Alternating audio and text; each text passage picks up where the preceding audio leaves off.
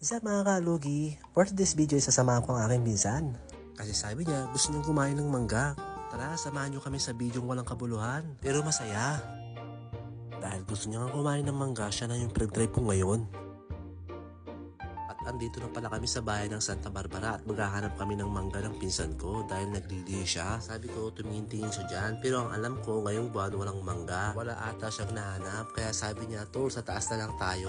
Agad na kaming pumunta agad doon sa taas kasi talagang gustong niya ng kumain ng mangga. Talagang naglilihi talaga tong pinsan ko na to. Ang sabi ko sa kanya tol baka sibuyas, bawang baka gusto mo. Andito na pala kami ngayon sa taas ng bayan. Dito kami maghahanap baka marami dito. Baka sakali lang kami baka sakaling may mangga pero ang alam ko wala talagang mangga ngayon. Ako na lang maghahanap tol, baka swerte ka ako. Sa malayo pa lang may napapansin na ako na parang mangga kaya nilapitan ko na agad ito. Ang ginawa ko, nagtingin-tingin muna ako baka sakaling may mangga pa sa pinakadulo pero may mangga na ako napansin dyan. Paglakad-lakad